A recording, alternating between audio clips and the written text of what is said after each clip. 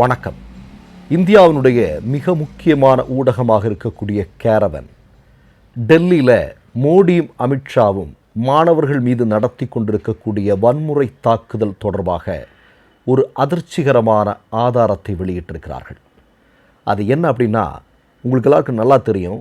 2 நாட்களாக இந்தியாவில் இருக்கக்கூடிய மாணவர்கள் மோடி அமித்ஷா ஆர்எஸ்எஸ்னுடைய கல்விக் கொள்கைக்கு எதிராக மிகப்பெரிய அளவிலான ஒரு போராட்டத்தை முன்னெடுத்து கொண்டிருக்கிறார்கள். இந்த போராட்டத்தை மோடியும் அமித்ஷாவும் தங்களுடைய கைகளில் இருக்கக்கூடிய காவல்துறையினர், அதே மாதிரி நீங்கள் பார்த்தீங்க அப்படின்னா துணை இராணுவப்படை, கூடுதலாக சிஏஎஸ்எஃப் வீரர்கள், இப்படி எல்லாரையும் ஒரு இடத்துல கொண்டு வந்து குவித்து இந்த மாணவர்களின் மீது, இளைஞர்களின் மீது ஒரு மிகப்பெரிய அளவிலான வன்முறையை கட்டவிழ்த்து விட்டிருக்கிறார்கள். இந்த நேரத்தில் கேரவனில் வந்திருக்கக்கூடிய செய்தி அப்படிங்கிறது உங்களுக்கு எல்லாருக்கும் தெரியும். இப்போ ஒன்றிய அரசினுடைய கட்டுப்பாட்டில் அல்லது டெல்லி காவல்துறை, இவர்கள் சார்ந்த காவல்துறையை சார்ந்தவர்கள் அப்படின்னா அவங்க போட்டிருக்கக்கூடிய அந்த சீருடையில் அவர்களுடைய பெயர்கள் பொறிக்கப்பட்டிருக்கும். ஆனால் அங்கிருந்த பல பேருடைய அந்த சீருடையில் அவர்களுடைய பெயர்கள் பொறிக்கப்படவில்லை.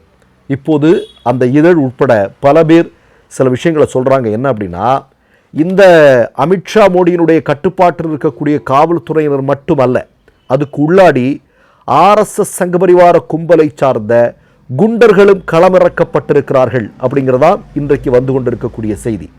அதனால தான் நீங்கள் பார்த்தீங்க அப்படின்னா, இப்போ காவல்துறையினர் தடியடி நடத்துகிறாங்கன்னு வைங்க, அவங்க இடுப்புக்கு கீழே தாக்குவதாகத்தான் நம்ம படங்களில் பார்த்துருக்குறோம். நேரடியாகவும் செய்திகளில் பல வீடியோக்களெல்லாம் நீங்கள் பார்த்துருப்பீங்க.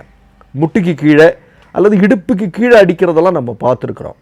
ஆனால் அங்கே இருந்த பல பேர் என்ன பண்ணியிருக்கிறாங்க அப்படின்னா, இளைஞர்களுடைய தலைக்கு மேலே கண்டமேனிக்கு எங்கெங்கெல்லாம் அடிக்க முடியுமோ அப்படியெல்லாம் அடிச்சிருக்கிறாங்க. ஹரியானாவிலிருந்து ஒரு பையன் மேலே ஏதோ ஒரு கண்ணீர் போகுங்கன்னு சொல்கிறாங்க. ஆனால் என்னென்ன தெரியல, வந்து விழுந்ததில் அவன் மயங்கி விழுந்துட்டான். அவன் என்ன ஆச்சு அப்படிங்கிறது இன்னமும் அதனுடைய இப்போ என்ன நிலைமையில் இருக்கிறான் அப்படிங்கிறது தெரியல. அதே மாதிரி நீங்கள் பார்த்தீங்க அப்படின்னா, ஒரு பெண், அவளுடைய காது, மூக்கு, அதுலேருந்து ரத்தம் பெரிய அளவில் வடிஞ்சு பெரிய அளவில் உயிருக்கு போராடி கொண்டிருப்பதாக எல்லாம் தகவல் வந்து கொண்டிருக்கிறது.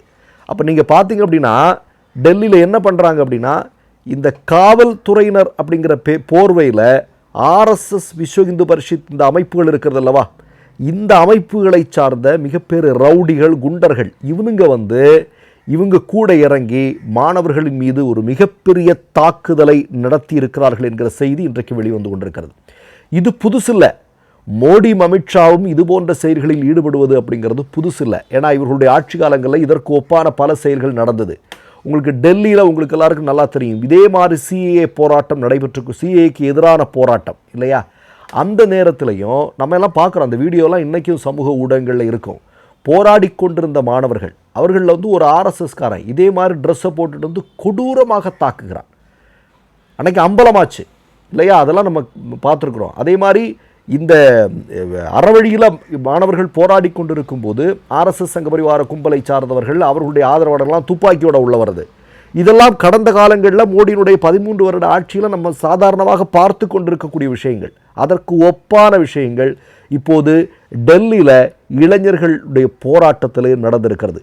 ஆர்எஸ்எஸ், பாஜக குண்டர்கள் காவல்துறை உடையில் மாணவர்களின் மீது மிகப்பெரிய தாக்குதலை நடத்தி இருக்கிறார்கள் என்பது அம்பலமாகி இருக்கிறது.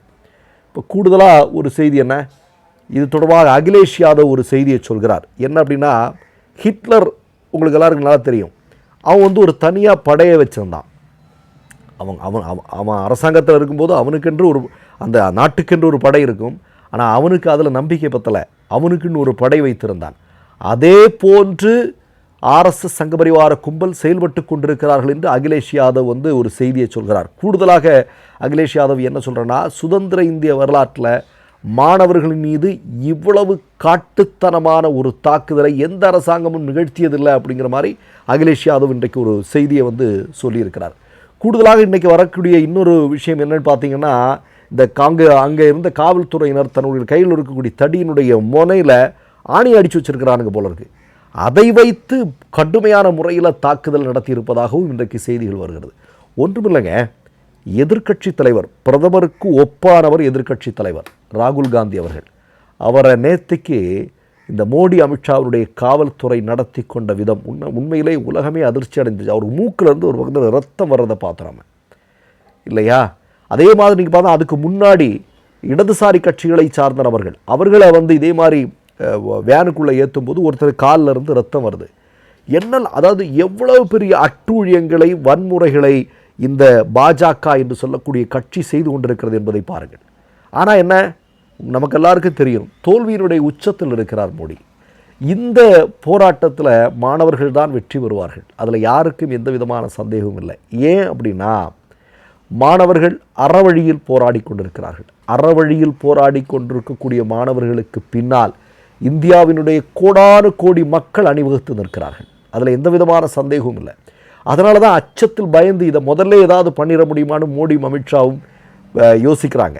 ஆனால் அது மிகப்பெரிய தோல்வியில் அவர்களை கொண்டு போய் சேர்த்து கொண்டிருக்கிறது அப்படிங்கிறதா நம்ம இன்றைக்கி கண்கூடாக பார்த்து கொண்டிருக்கிறோம். அப்போது நீங்கள் பாருங்கள், காங்கிரஸ் இந்த நாட்டை ஆட்சி செஞ்சுருக்கு, பல கட்சிகள் இந்த நாட்டை ஆட்சி செய்திருக்கிறார்கள், அவர்களுடைய காலங்களிலும் இந்த மாதிரியான போராட்டங்கள் நடந்ததுண்டு. ஆனால் இப்படி RSS சங்கபரிவார கும்பல்களை, அவர்களுடைய குண்டர்களை களத்தில் இறக்கி மாணவர்களின் மீது இவ்வளவு பெரிய கொடூரமான தாக்குதல் நடத்தியது போன்ற சம்பவங்கள் அந்த காலத்தில் நடந்ததாக நாம் சுட்டி காட்ட முடியுமா? அப்போ நான் என்ன சொல்கிறேன் அப்படின்னா, எல்லா இடத்துலையும் ஊடுருவி இருக்கிறார்கள், எல்லா இடங்களிலும் ஊடுருவி இருக்கிறது RSS. அதுதான் இன்றைக்கு மிகப்பெரிய ஆபத்து அப்படின்னு சொல்கிறது. நீங்கள் இன்றைக்கு காலையில் கூட முன்னாள் முதல்வராக இருக்கக்கூடிய MK ஸ்டாலின் அவர்கள் ஒரு செய்தியை சொல்லியிருக்கிறார். என்ன அப்படின்னா, இப்போ நீட்டில் இந்த தேர்வுத்தாழ் வினா, இந்த கசிவு, இதற்கு நட்டை ஈடு கொடுப்பது, தர்மேந்திர பிரதான் பதவி விலகுது, இதுவல்ல. இதனால் இந்த பிரச்சனைகளுக்கு தீர்வு வந்துடுவோம் அப்படின்னா கண்டிப்பாக இல்லை. இந்த பிரச்சனைகளுக்கு தீர்வு வர வேண்டும் என்றால் அதுக்கு நம்ம செய்ய வேண்டியது, இந்த இளைஞர்கள் முன்னெடுக்க வேண்டிய மிக முக்கியமான விஷயம் அப்படிங்கிறது, நீட்டை இந்தியாவிலிருந்து முழுமையாக ஒழிக்க வேண்டும். நீட்டை எதற்காக RSS சங்கபரிவார கும்பல் கொண்டு வந்தார்கள் அப்படிங்கிறது நமக்கு எல்லாருக்கும் நல்லா தெரியும். அப்போ இந்த நீட்டை முழுமையாக ஒழிக்க வேண்டும். அந்த ஒழிப்பதற்கான போராட்டமாக இந்த மாணவர்கள் களத்தில் நின்று அறவழியில் போராடி இதை கொண்டு வர வேண்டும் என்பதுதான் இன்றைக்கு இந்திய மக்கள் விரும்பி கொண்டிருக்கக்கூடிய விஷயம். மற்றொரு நிகழ்வில் சந்திப்போம். நன்றி, வணக்கம். 3 யூடியூப் சேனல்கள் வியாபாரத்திற்கு இருக்கிறது. தேவைப்படுபவர்கள் இந்த எண்ணுக்கு தொடர்பு கொள்ளுங்கள். மை நேம் இஸ் ரெட் சேனலை சப்ஸ்கிரைப் பண்ணிக்கோங்க. அதுக்கப்புறமா பக்கத்தில் இருக்கிற ஜாயின் பட்டனை கிளிக் பண்ணீங்கன்னா ஒரு நியூ பேஜ் ஒன்று ஓப்பன் ஆகும். அதுலயும் ஜாயின் பட்டனே கிளிக் பண்ணிக்கோங்க. அதுல பாத்தீங்கன்னா credit R debit card options இருக்கு. இதுல உங்களுக்கு விசா, மாஸ்டர் கார்டு, ரிப்பே அப்படின்னு 3 ஆப்ஷன்ஸ் கொடுத்துருக்காங்க. அதுல நீங்க எந்த கார்டு சூஸ் பண்றீங்களோ அந்த கார்டோட நம்பர் என்டர் பண்ணிக்கோங்க. அப்புறமா கார்டோட வேலிடிட்டி மந்த் அண்ட் இயரை டைப் பண்ணிக்கோங்க. அடுத்தபடியா உங்க கார்டோட பின்னால CVC கோடுன்னு சொல்லிட்டு 3 நம்பர்ஸ் கொடுத்துருப்பாங்க. அந்த நம்பர் இதுல என்டர் பண்ணிக்கோங்க. அப்புறமா அட்ரஸ் அண்ட் இன்ஃபர்மேஷன் என்டர் பண்ணிட்டு பைங்கிற பட்டனை கிளிக் பண்ணிக்கோங்க. ஒருவேளை உங்க கார்டு நம்பர் இன்வாலிட்னு காமிச்சிச்சுன்னா உங்க கார்டுல இன்டர்நேஷனல் யூசேஜை எனேபிள் பண்ணுங்க.